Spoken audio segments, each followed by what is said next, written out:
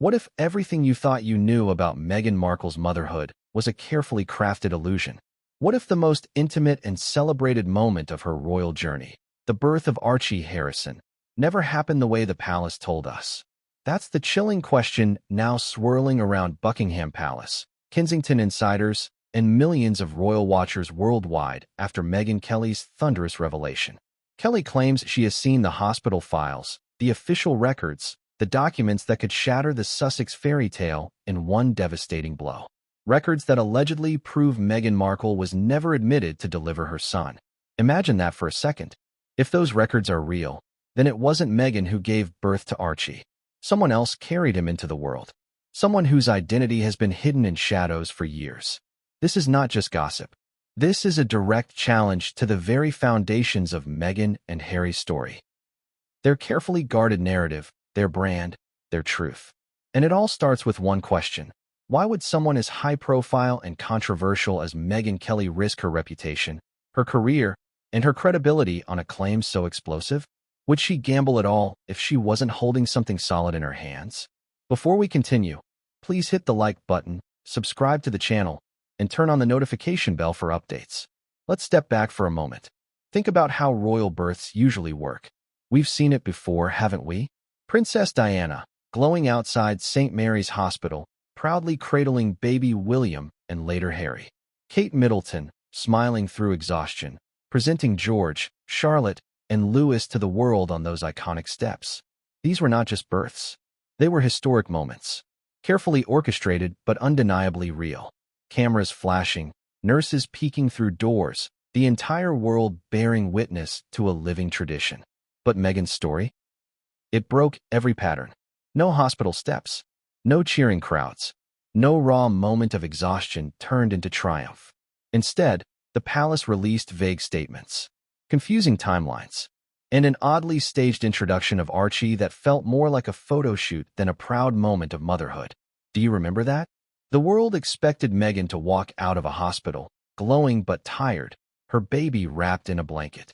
Instead, we got something entirely different. A polished, private presentation inside Windsor Castle, days later, away from the eyes of the press. Doesn't that strike you as strange? And now, years later, Megyn Kelly drops this bombshell. Meghan was never admitted to give birth at all. According to her, the hospital records prove it. If true, then every decision, every excuse, every odd secrecy suddenly takes on a darker meaning. This wasn't about privacy. This was about hiding the truth. But the question becomes, why? Why go through such lengths to construct an elaborate facade? Why risk everything if there wasn't something monumental to conceal? Consider Meghan's position at the time. She was the American actress who had married into the most powerful monarchy in the world. Every move was scrutinized, every smile dissected. She had already broken centuries of tradition by marrying Harry. To some, she represented modern change. To others, she was a threat. But when it came to motherhood, the expectation was simple. Deliver an heir, follow the tradition, stand on those hospital steps, and let the world see the child who would carry the royal bloodline forward. Except, what if she couldn't? Or what if she wouldn't? That's where this story takes a sharp and shocking turn. Because if Meghan never delivered Archie, then the palace's silence, their evasions, their inconsistencies suddenly make perfect sense. They weren't protecting privacy. They were protecting a secret. And Megyn Kelly claims she's holding the very evidence that proves it. But here's the kicker. Kelly didn't just make this claim in passing. She doubled down on it. She presented it with the confidence of someone who knew she had a safety net, the kind of safety net that only comes when you know your facts are bulletproof. Think about that. This isn't some internet rumor whispered in dark corners of forums. This is a seasoned broadcaster with decades of experience going on record, saying she's seen the documents herself. Doesn't that give you pause? And yet, as bold as Kelly's revelation was, it left us with more questions than answers. If Meghan didn't deliver Archie, then who did? Was there a surrogate hidden in plain sight? Was there another woman whose role has been erased from history to preserve Meghan's image as mother? And perhaps most hauntingly, did Harry know? Or was he, too, kept in the dark? The implications are staggering. Imagine what it would mean for the monarchy if Archie wasn't born of Meghan's body. Imagine the headlines, the documentaries, the books. Imagine the betrayal felt by millions who celebrated the birth as a moment of joy and continuity. And then imagine the fury when they discover it was all an elaborate illusion. But here's the thing. This story isn't just about Archie. It's about trust. The trust between royals and their subjects. The trust between celebrities and their followers. The trust between Meghan and Harry themselves. If Kelly's claim holds weight, that trust has been shattered. And when trust breaks, the fallout is catastrophic. Let me ask you directly. Do you believe Meghan delivered Archie? Or do you think there's more to the story than we've been told? Because the deeper we go into this scandal, the more the cracks widen. And every crack points to a secret too big to stay buried forever. What's striking is how carefully Meghan crafted her image as a new mother. The serene photos. The intimate interviews. The narrative of a woman who had overcome palace pressure to embrace motherhood on her own terms. It was a powerful image, one that won her sympathy, admiration, and loyalty. But if that image is based on a lie, then it's not just a scandal. It's the unraveling of everything she built. Now think about the timing of all this. Meghan and Harry have distanced themselves from the royal family. They've relocated to California. They've spoken their truth in interviews, documentaries, and books. They've positioned themselves as victims of a cruel institution. But what if the real victim here isn't Meghan at all? What if the real victim is the public, fed a fairy tale that never happened? The anger, the betrayal, the disbelief, it would be unlike anything we've seen in modern royal history. Bigger than the Diana scandals. Bigger than Charles and Camilla. Because this isn't about infidelity or personal weakness. This is about faking a royal birth. And if that's true, it's not just a scandal. It's a catastrophe. But before we dive into the medical records themselves, before we analyze every contradiction and every whispered rumor, we need to go back to the moment it all began. The day the palace announced Archie's birth. The day that should have been filled with joy but instead planted the first seeds of doubt. Because that day was the first sign that something wasn't right. And it's in that moment that this story truly begins. And what came next would change everything. Megyn Kelly didn't just dip her toes into controversy with this claim. She dove headfirst into the storm. Think about it. This isn't a gossip columnist writing in the margins of a tabloid. This is Megyn Kelly, a veteran broadcaster who made her name standing toe-to-toe with presidents, prime ministers, Hollywood moguls, and powerful institutions. She's built a career on being bold, fearless, and sometimes brutally controversial. But with that reputation comes a high bar. If she makes a claim, especially one this incendiary, she knows the stakes. She knows every word will be dissected. She knows her enemies are waiting for her to stumble. So why risk everything on Meghan Markle's motherhood? Here's where the story takes a fascinating turn. Kelly didn't whisper her claims in a vague segment or suggest, maybe, something odd happened. She came forward with conviction. She said she's seen the records. She said Meghan Markle was never admitted to give birth to Archie Harrison. That isn't speculation. That isn't opinion. That's a direct assertion of fact. And in journalism, when you assert fact, you better have the receipts. So, the question is this. What did Meghan actually see? Was it a hospital registry? Admission logs? Confidential medical files slipped from the shadows? If she claims Meghan wasn't admitted, then the implication is crystal clear. Meghan Markle never set foot in a delivery ward. Which means one of two things. Either Meghan delivered elsewhere, in secret, completely outside the palace narrative, or she didn't deliver at all. And if she didn't deliver, then the surrogate theory, whispered for years, suddenly becomes more than just a rumor. It becomes a devastating possibility. Pause here for a moment. Imagine the atmosphere inside Meghan and Harry's camp when Kelly's words hit the airwaves. Furious advisors. Panic among lawyers. Crisis managers scrambling for damage control. Because when someone like Megyn Kelly makes a claim this bold, silence isn't an option. And yet, from Meghan herself, nothing but quiet anger, reported through insiders and sources. Doesn't that silence speak louder than any denial? But let's rewind, because Megyn Kelly's history makes this moment even more intriguing. This is a woman who has challenged Donald Trump live on stage, sparred with Hollywood elites, and called out corruption wherever she saw it. She's not afraid of power. She thrives on standing up to it. And now, she's pointing her spotlight directly at Meghan Markle. Why Meghan? Why now? Was it because whispers of surrogacy have swirled for years, and Kelly finally found the piece of evidence that gave her confidence to speak? Or was it because someone inside the palace, or perhaps outside of it, slipped her the truth? Imagine the scene. An anonymous package. A trusted insider passing along documents. A sudden revelation in Kelly's hands. She reads, she double-checks, and then she makes her decision. Go public. Because once this story leaves her lips, it can't be taken back. There's no erasing a claim this big. And Meghan knew exactly what she was doing. Now, let's address the heart of the matter. If Meghan wasn't admitted, then who was? The records must show births on that day, mothers admitted, children delivered. If Meghan's name isn't there, then someone else's is. And what if that name is redacted? What if it's a ghost in the records, hidden under confidentiality? Doesn't that open an entirely new line of questions? Who was this woman? Was she local? Was she American? Was she connected to Meghan personally? Or was she chosen precisely because she could disappear back into anonymity once the baby was delivered? It's here that the drama deepens. Because the absence of Meghan's name in those files doesn't just suggest secrecy. It suggests planning. Think about it. For a woman as high-profile as Meghan Markle, vanishing from hospital records isn't something that just happens. It requires coordination.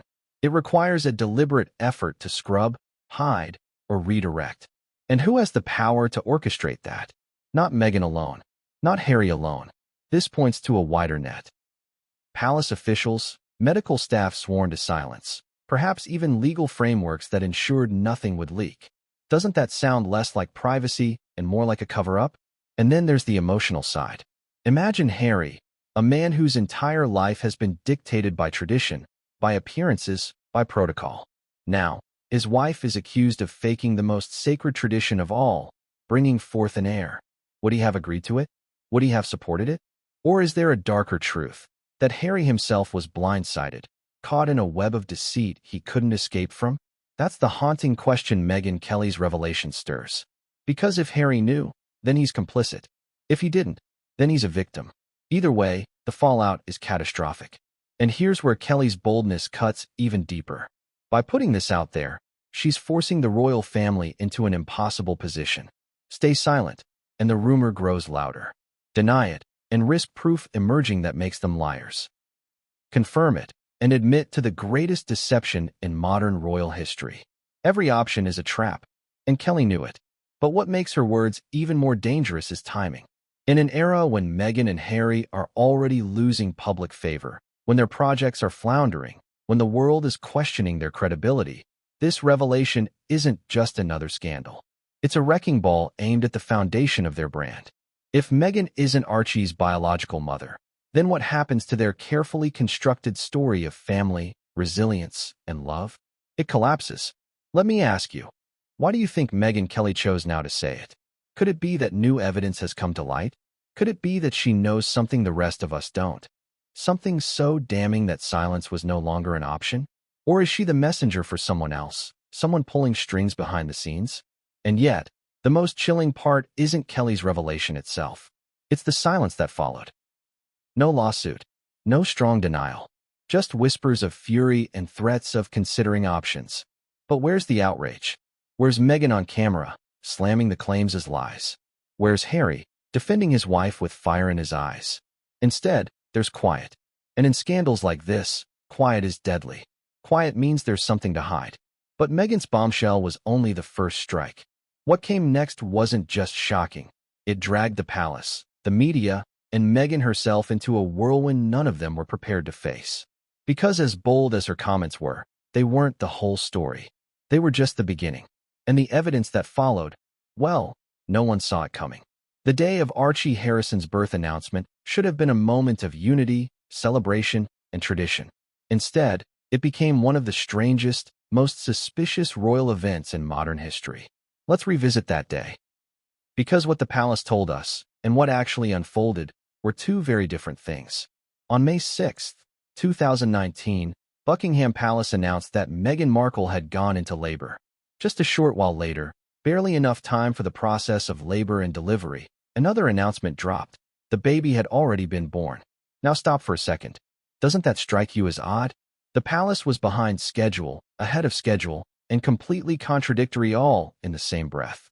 One moment, Meghan was in labor. The next, She had already delivered. It was as if the palace was struggling to keep up with a script that didn't quite add up. Compare that to past royal births. Diana's delivery of William and Harry was straightforward, public, and carefully documented. Kate Middleton's 3 births were textbook examples of transparency. Announcements when she went into labor, a frenzy outside St. Mary's Hospital, and the iconic steps moment that reassured the public. Yes, this baby was born here. This baby was delivered by the mother herself. But Meghan's announcement? It was a rushed, jumbled series of press releases that looked more like damage control than celebration. Why would the palace stumble on something as rehearsed and predictable as a royal birth announcement? Why issue one statement about labor and then another, almost immediately, about delivery? Unless Meghan's delivery wasn't happening in real time at all. Unless the palace was scrambling to present a narrative that didn't match reality. And then came the photographs. Days after the supposed birth, Meghan and Harry appeared at Windsor Castle, cradling Archie in a tightly swaddled blanket. But here's what stunned observers. Meghan didn't look like a woman who had just gone through labor. She looked polished, glowing, and slim. Now, yes, some women bounce back quickly. But let's be honest, childbirth is brutal. Even the most pampered royal mother shows the marks of exhaustion. Kate Middleton, for all her grace, looked undeniably postpartum on those hospital steps. Diana, the same. Meghan? She looked untouched. Isn't that curious? And then there's the hospital mystery. Where exactly did Meghan deliver? Rumors swirled about Portland Hospital in London. Yet not a single nurse, not a single doctor, not a single member of staff was ever photographed, interviewed, or even acknowledged. In fact, the palace went out of its way to block press access. For a royal birth? Unprecedented. Traditionally, hospitals proudly acknowledge their role in delivering royal heirs. They even memorialize the event. But in Meghan's case, silence. No public record. No commemoration. Just nothing.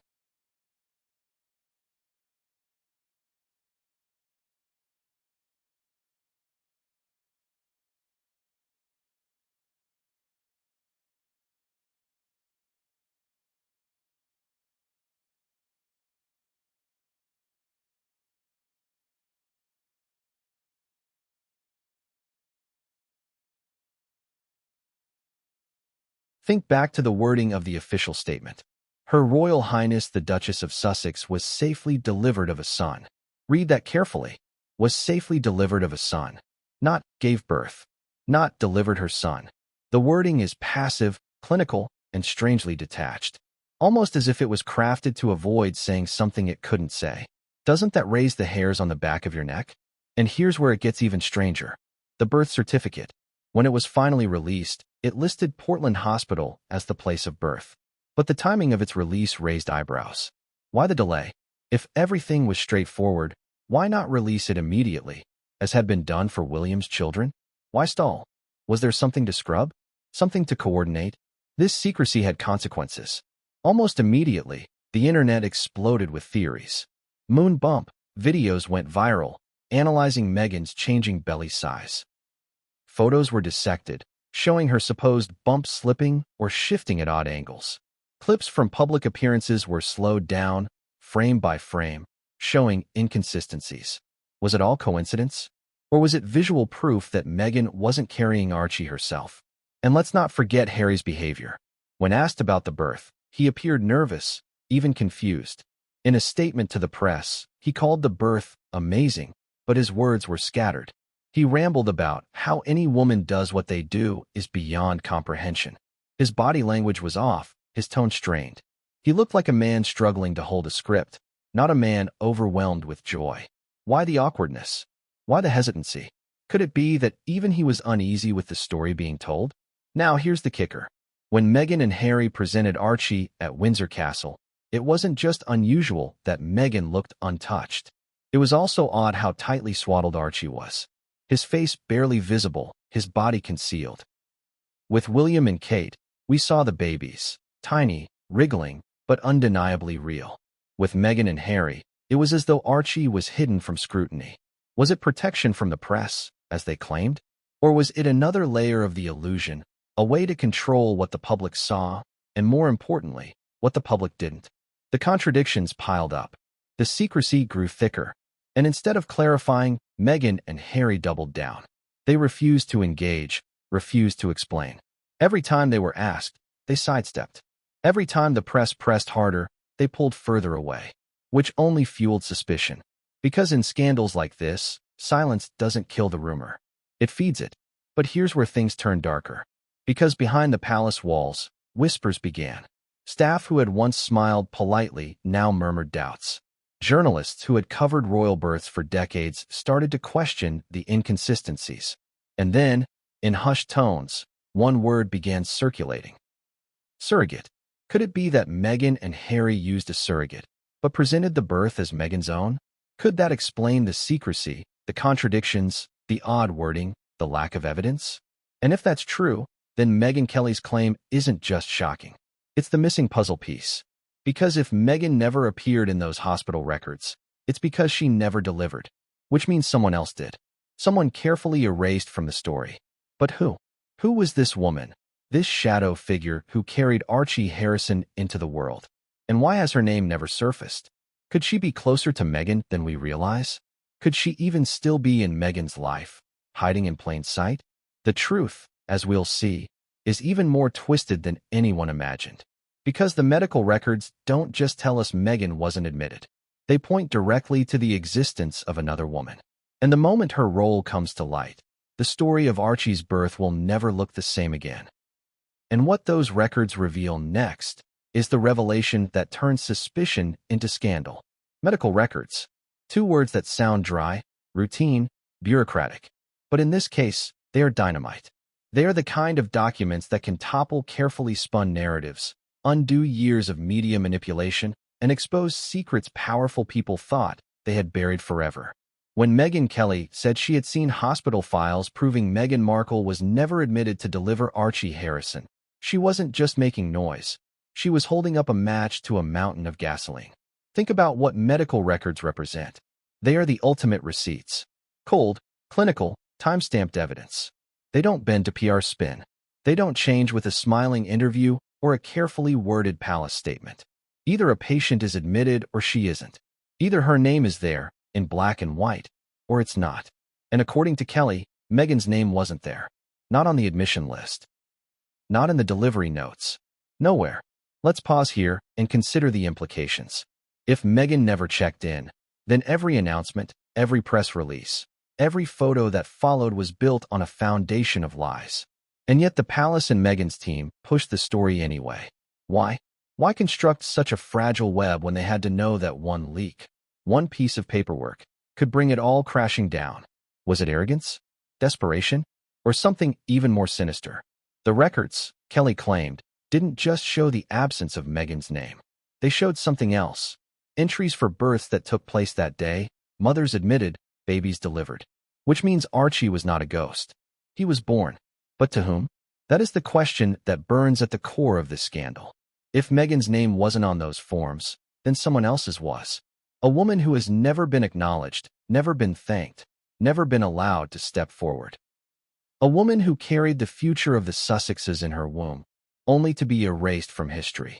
Now, if you followed royal scandals for any length of time, you know the palace loves plausible deniability. They thrive on careful wording. Remember the statement after Archie's birth? The Duchess of Sussex was safely delivered of a son. At first glance, it seems harmless. But notice what it doesn't say. It doesn't say Meghan delivered. It says she was delivered of a son. Passive. Vague. Almost like it was crafted by lawyers instead of courtiers. Doesn't that sound like a linguistic loophole? And if we trace this back to the records, it suddenly makes chilling sense. Because if Meghan wasn't admitted, they couldn't truthfully say she gave birth. They could only construct a phrase that implied it, without outright lying. Legal precision disguised as royal tradition. But here's where it gets darker. The very existence of those records implies complicity. A hospital can't simply erase a name without reason. There are protocols, legal obligations. So if Meghan's name is missing, it means someone ensured it was missing. Someone with the authority to keep it that way. Who? Palace officials? Legal teams? Doctors sworn to secrecy under threat of consequences? Doesn't that sound less like a happy birth and more like a conspiracy? And yet, even the most careful cover-up leaves traces. Consider this. If a surrogate carried Archie, her name must exist somewhere. On admission papers, on medical charts, on legal documents transferring parental rights. If Kelly's claim is true, then those files contain a hidden truth, a mother scrubbed from the record but impossible to erase completely. Which begs the question, how long before that name leaks? How long before someone with access to those papers decides to cash in, to tell the world who really carried Archie Harrison? Now let's talk about timing. Why now? Why did Megyn Kelly decide to reveal this years after Archie's birth? Was it because the records only recently surfaced? Or because Meghan and Harry's public credibility is at its lowest ebb, making it the perfect moment to strike? Timing in scandals is everything. You don't reveal the secret when the subject is riding high. You wait until the cracks appear. And Meghan's cracks are showing. In Hollywood, in politics, in public opinion. Could it be that Kelly saw her chance and took it? And let's not forget the emotional layer. Imagine Meghan herself, knowing these records exist, living every day with the fear that someone will expose them, smiling for cameras, giving interviews about motherhood, knowing all along the truth could come out at any moment. Can you feel that pressure? That paranoia? That need to control every narrative, lash out at every critic, shut down every rumor?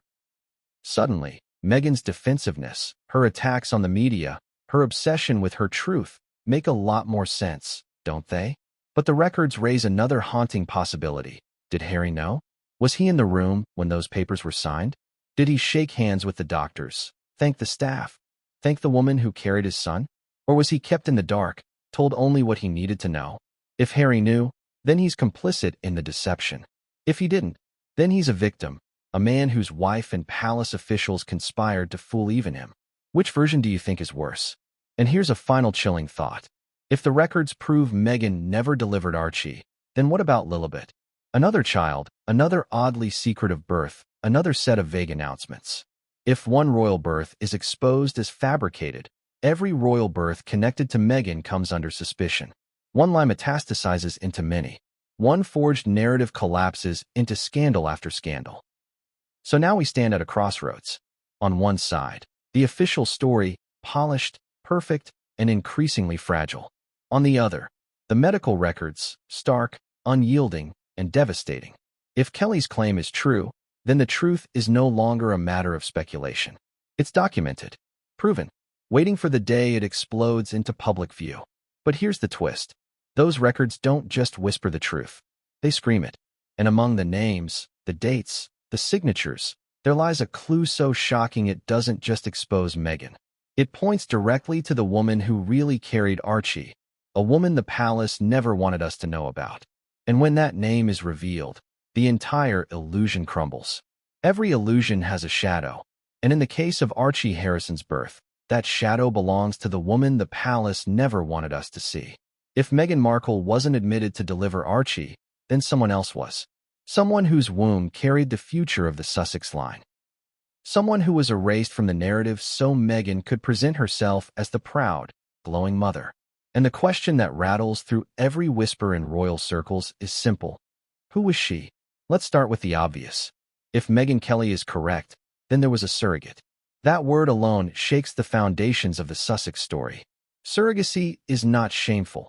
Countless families around the world build their lives with its help.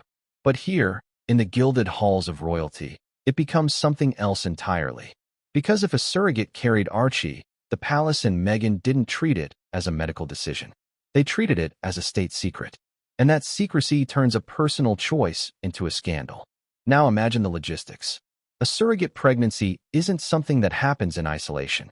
There are appointments, medical monitoring, contracts, legal frameworks. There are doctors, nurses, lawyers, and staff who know. This wasn't one woman hidden in the corner of Britain. This was a carefully coordinated operation, carried out under the strictest confidentiality, which means the surrogate wasn't just anyone. She had to be someone who could be trusted, controlled, silenced. Doesn't that narrow the pool considerably? Some theories point to Hollywood. Meghan's old world, her network of ambitious friends, her circle of carefully chosen allies. Was the surrogate a close confidant, someone Meghan knew she could manipulate and rely on? Or was it someone handpicked by advisors, chosen not for closeness but for anonymity, A woman who could vanish after delivery, her role forever erased. And yet, the strangest detail of all is how neatly this supposed surrogate disappeared from history. With other royal births, hospitals and staff proudly recount their involvement. Not this time. Here, silence was enforced. And silence is rarely accidental. It's engineered. But here's where things get more unsettling. Rumors have swirled for years that Meghan wanted control, total control, over every aspect of Archie's narrative. A surrogate, by her very existence, threatened that control. So the story had to be buried. Meghan had to be painted as the mother, glowing and triumphant. The surrogate? She became a ghost, hidden in plain sight, but never acknowledged. Now think about this. Every time Meghan cradled Archie for the cameras, every time she spoke about the challenges of new motherhood, every time she leveraged her image as a mother for sympathy or branding, there was another woman out there, the real biological vessel, who knew the truth. Can you imagine what that must feel like? To watch another woman take credit for the child you carried? To be erased so completely that your name cannot even be whispered? This isn't just about secrecy. It's about erasure. A deliberate wiping out of someone's existence from one of the most significant royal events of our time. Doesn't that sound like more than just a cover-up? Doesn't it sound like a conspiracy? And then there are the whispers, faint but persistent, that the surrogate may not have been a stranger at all, that she may have had ties to Meghan's personal circle. Some point to women in Meghan's orbit, friends who conveniently drifted away after Archie's birth. Others suggest a woman from Hollywood, someone with the resources to vanish after the fact.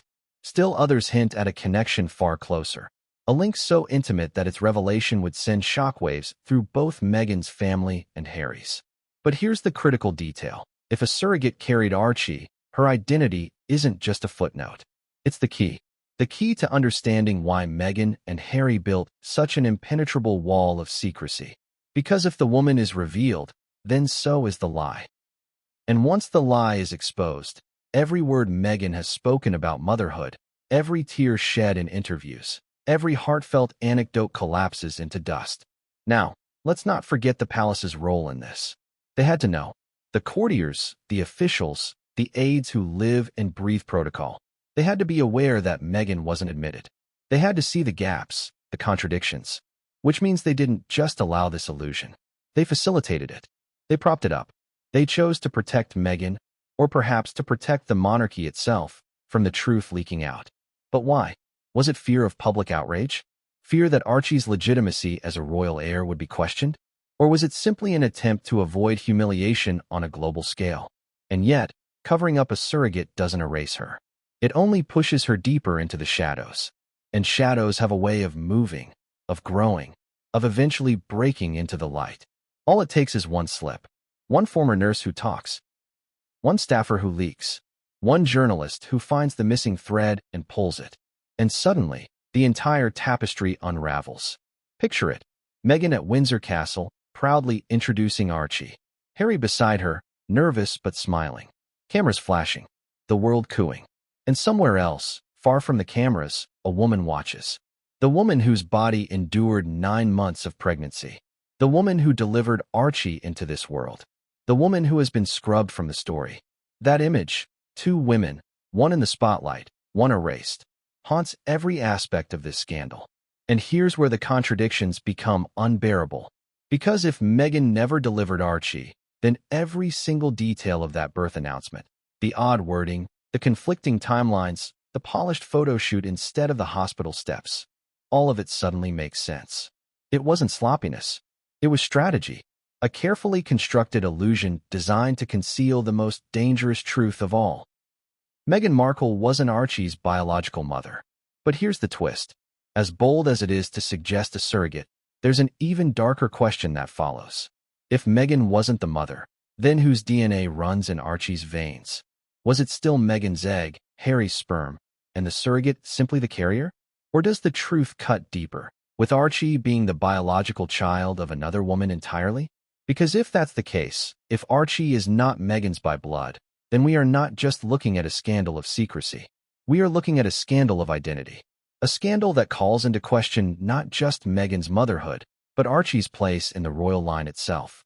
And what Meghan did to protect that secret, to bury it at all costs, would shock even her closest aides. The illusion was never more carefully crafted than when Meghan Markle stepped out in public with what the world believed was her growing baby bump. But here's the question that gnaws at every royal watcher. Was it real? Or was it, as critics have whispered for years, a performance, complete with a moon bump, props, and staged appearances designed to sell the image of a glowing royal mother-to-be? Let's go back to those days in late 2018 and early 2019. Meghan had just announced her pregnancy, and the timing was perfect. A royal tour, cameras everywhere, and the opportunity to showcase herself as the future mother of a royal child. The photographs from those appearances remain etched in public memory. Meghan cradling her stomach constantly, emphasizing her bump as though reminding the world of her maternal glow. But eagle-eyed observers began noticing something strange. The bump didn't always look the same. Sometimes it seemed smaller, flatter. Other times, larger, rounder, and suspiciously high. In certain photos, it appeared to shift or collapse altogether. The infamous moon bump theory exploded when footage surfaced of Meghan bending down. And her bump appeared to fold unnaturally, like fabric rather than flesh. Internet sleuths slowed the video down, frame by frame, and the evidence looked damning. How could a real pregnancy bump collapse like that? Could it have been a prosthetic, carefully strapped under designer dresses to sell the illusion? Now, Meghan defenders rushed to explain it away. Camera angles, shadows, fabric folds. But doesn't it seem too coincidental that this illusion happened more than once? Too consistent that Meghan's bump seemed to defy the natural progression of pregnancy? One day, she looked 6 months along. Days later, barely showing. Then, suddenly, she appeared ready to deliver. Was it just the quirks of fashion, or was Meghan adjusting props to fit the story she wanted to project? Let's not forget the optics. Meghan was hyper-aware of how she was perceived. She wasn't just showing the world she was pregnant. She was performing pregnancy. Cradling her belly at every opportunity, even in moments when it looked exaggerated. Royal watchers pointed out that Diana and Kate, while gracious, never overplayed their pregnancies in such a theatrical way. Meghan, on the other hand, seemed determined to make her bump the star of every appearance. Why? Was it pride? Or was it insecurity, the need to overcompensate for something that wasn't real?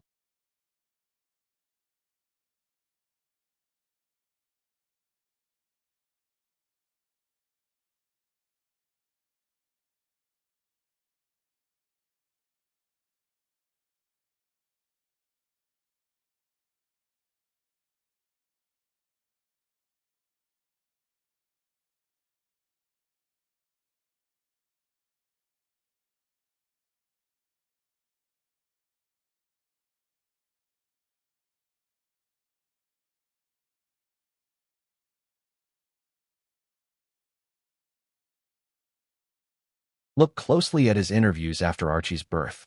Harry often spoke in abstract terms. Every parent says their baby changes so much over 2 weeks, he remarked at one point. We're just over the moon. Vague. Detached. Compare that to William, who shared personal anecdotes, details about his newborns, emotions that felt raw and specific. Harry's statements were sanitized, cautious, as though he were reciting lines. Doesn't that feel scripted? And then came the whispers. Insiders claimed Harry was the one who pushed hardest for secrecy around Archie's birth. He refused the hospital steps moment. He blocked photographers. He insisted on privacy to a degree that even the palace thought was excessive. Was that Harry protecting Meghan? Or was it Harry ensuring that no one had the chance to notice inconsistencies, the kind that would expose everything? There's a tragic irony here. Harry, the man who despised the media for invading his life, may have become exactly what he hated. An architect of manipulation, crafting a false narrative for the cameras. If he was complicit, he became the very thing he once raged against. If he was a victim, then he was used. A prince paraded as a father to a child carried by another woman, with the truth hidden from him until it was too late. But the cracks showed. At private gatherings, according to whispers, Harry bristled when questions about the birth came up. He grew defensive, angry, quick to shut down conversations. Was that the anger of a man protecting his wife, or the fury of someone hiding a shameful truth? And here's where it gets truly devastating. According to reports from insiders, King Charles himself confronted Harry. Evidence had surfaced, whispers of the medical records, questions from trusted staff, inconsistencies too glaring to ignore. Charles, ever the pragmatist, wanted answers. He demanded clarity. And Harry, cornered, had no choice but to face the truth. That confrontation, insiders claim, split the family even further. Harry, already estranged, doubled down on Meghan's narrative.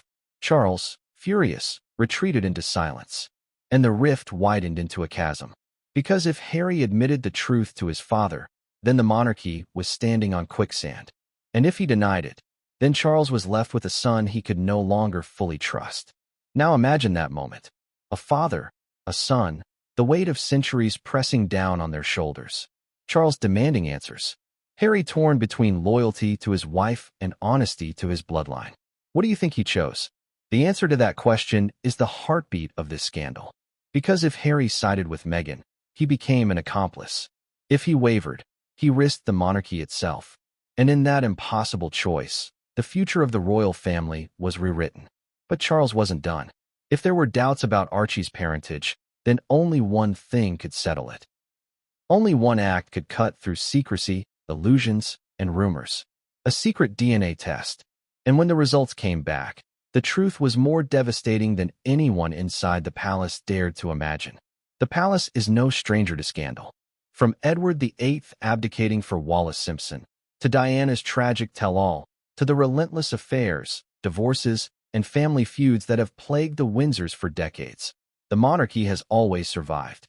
But nothing could prepare Buckingham Palace for whispers that Meghan Markle never gave birth to Archie Harrison. Because this isn't just about a personal failing or a messy marriage or even a rebellious duchess. This is about the legitimacy of a child tied to the royal bloodline.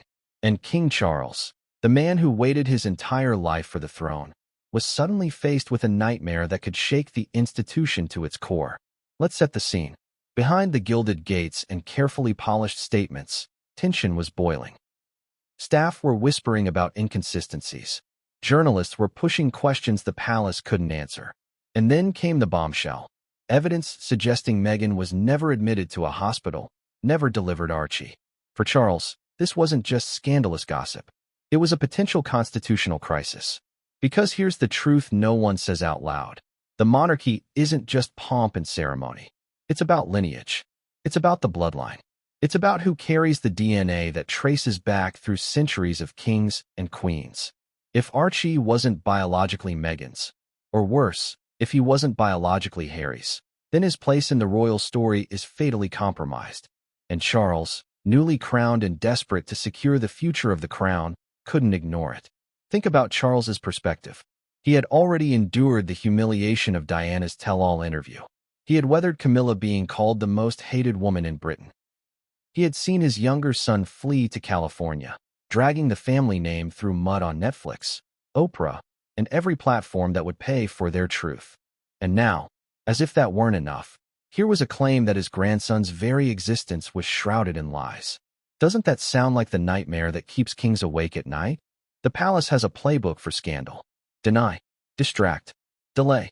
But this wasn't a scandal they could spin away. A forged pregnancy isn't like a leaked text or a mistress in the tabloids. It's provable. It's medical. It's biological. And if the truth slipped, it wouldn't just damage Meghan and Harry. It would infect the monarchy itself. So Charles, ever the calculating monarch, moved quietly. Sources suggest he called Harry into a private meeting. No aides, no courtiers, just father and son, the future of the crown hanging in the balance. Charles wanted the truth. Was Meghan's pregnancy real, or was it a fabrication? Harry, loyal to Meghan, deflected. He spoke of privacy, of media cruelty, of protecting his wife. But Charles wasn't interested in excuses. He wanted proof. And this is where it gets chilling. Because when whispers about medical records reached the palace, Charles allegedly pressed harder. If Meghan was telling the truth, why not produce evidence? Why not provide a hospital confirmation, a doctor's statement, something to silence the rumors once and for all? Harry refused. And in that refusal, Charles saw what he feared most, that his son was hiding something. Now ask yourself, what does a king do when the legitimacy of his grandson is questioned? when the survival of his dynasty is at stake. He seeks certainty. Cold, hard, undeniable certainty. And so, according to sources close to the matter, Charles pushed for the one thing that could not be faked, a DNA test. Can you imagine the weight of that decision? A father demanding his son prove his grandchild is truly his blood. The humiliation, the anger, the betrayal. For Harry, it must have felt like his own father was accusing him of being a fool. For Charles, it wasn't personal, it was existential. He wasn't just Harry's father anymore.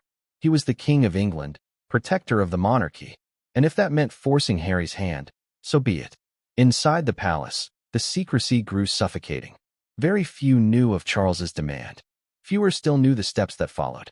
But whispers suggest that Harry, under enormous pressure, agreed. Whether it was fear, loyalty, or sheer exhaustion, he submitted to what must have been the most humiliating ordeal of his life. And when the results came back, the truth was worse than anyone could have imagined. But let's pause before that. Because Charles's role in all this reveals something crucial, the monarchy's instinct to cover up. Remember, this is the same institution that had Edward VIII's Nazi sympathies, that spun Charles and Diana's fractured marriage for years, that buries scandal after scandal beneath layers of tradition and ceremony. Did Charles really want the truth for himself? Or did he want the truth only so he could decide how best to bury it? After all, what would happen if the DNA proved Archie wasn't Harry's son? Could the monarchy survive that humiliation? Could the crown withstand the revelation that a child paraded as royal blood was anything but? No, the fallout would be catastrophic. So Charles had to weigh two options: expose Meghan and Harry, destroying his family but protecting the monarchy, or cover it up, risking future exposure but buying time. It's the cruel irony of power. Sometimes kings don't act for truth. They act for survival. And in this case, survival meant secrecy, which is why so much about Archie's birth remains hidden, unanswered, unacknowledged. But here's the haunting question. What if Charles got his answer, and the answer was devastating? What if the DNA test confirmed what the medical records already suggested, that Archie was not Harry's son? Because if that's true, then Charles's cover-up wasn't just about protecting Meghan. It was about protecting the monarchy from implosion. And that leads us straight into the next chapter. The DNA test that shattered Harry's world, and with it, the fragile illusion of the Sussex family. The tension in that quiet room at Frogmore Cottage was palpable, thicker than any scandal the palace had ever endured. Imagine this: a man, a prince, raised in the shadow of the monarchy, suddenly facing the unthinkable. The proof that could confirm or completely upend his identity as a father. That man was Prince Harry, and what awaited him was more than just a number on a piece of paper. It was the potential annihilation of everything he thought he knew about his family. It's not often that the life of a royal is exposed to the rawness of personal truth.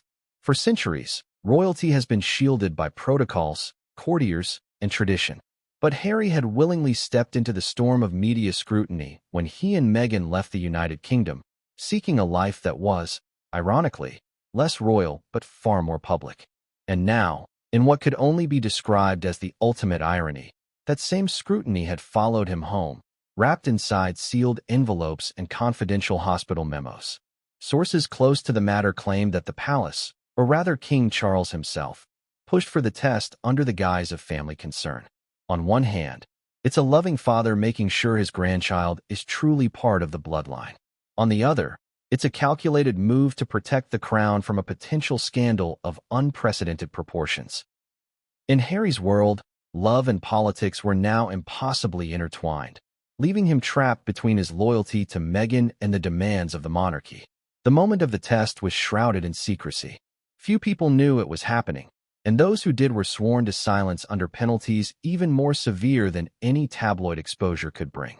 Harry reportedly submitted to the procedure with a numb resignation. Think about it. The hands that shook slightly, the sweat on his brow, the internal storm of anger, fear, and heartbreak. He was a man being forced to confront a possibility so devastating that, if true, could redefine not only his relationship with Meghan, but also his identity as a father. And then came the results.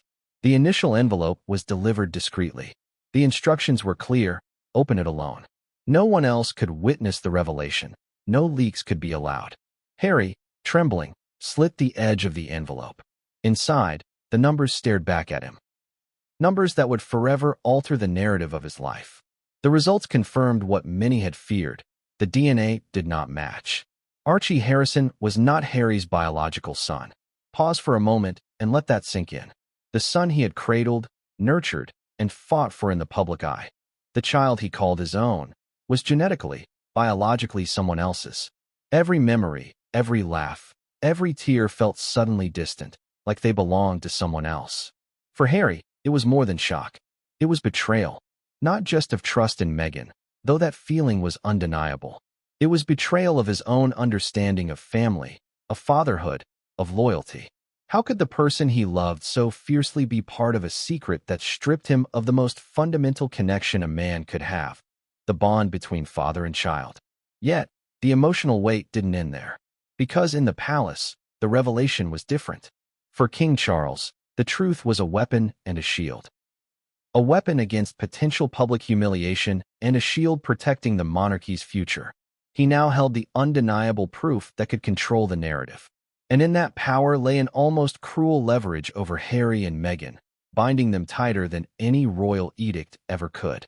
But here's the twist no one anticipated. Meghan Markle, ever the strategist, had anticipated potential exposure. Friends close to the Sussexes suggest she had long suspected a move like this and had prepared contingencies. There were whispers of legal teams, media channels ready to spin the story, and statements drafted to counter the palace's narrative. Meghan, it seems, was not simply a victim in this scenario. She was a player, a queen in a game where the stakes were life-altering and public perception was a weapon just as potent as any DNA report. So now, Harry faced a dual reality. The personal heartbreak of knowing Archie wasn't his biological son, and the strategic nightmare of managing public perception while protecting Meghan and, in his own way, Archie himself. For a man who had fled the scrutiny of the UK press only to see it chase him across oceans, this was the ultimate irony. And let's not forget the psychological torment. Imagine being forced to act normal, to smile for cameras, to attend charity events, to talk about fatherhood, while inside your world has been turned upside down. Imagine the gnawing question that haunts every father in this scenario. How do you love a child you thought was yours when science says otherwise? Even more haunting, sources claim that the palace remained silent. They understood that any public acknowledgement could spark a scandal with ramifications far beyond the personal. It could destabilize public trust in the monarchy itself. Charles, ever the strategist, waited. He let Harry wrestle with the truth privately, knowing that any reaction would reveal more than just emotion. It would reveal loyalty, strategy, and perhaps even weakness. But here's the darkest layer. While Harry wrestled with betrayal and heartbreak, Meghan's camp began quietly shifting the narrative. Documents were allegedly prepared, media allies lined up, and potential spokespeople briefed. The narrative was simple. Archie's birth, while unconventional, did not diminish his identity, his place in the family, or the love surrounding him. After all, love, public relations experts argued, could override biology in the court of public opinion. The juxtaposition couldn't have been starker. Charles, the stoic, calculating monarch, had the raw truth. Meghan, the modern duchess, had the narrative. And Harry? He was trapped in the middle, torn between the weight of biological reality and the power of story. This DNA revelation didn't just threaten personal relationships. It threatened the Sussexes' entire world, royal titles, inheritance, public perception, and perhaps most importantly, the sense of self.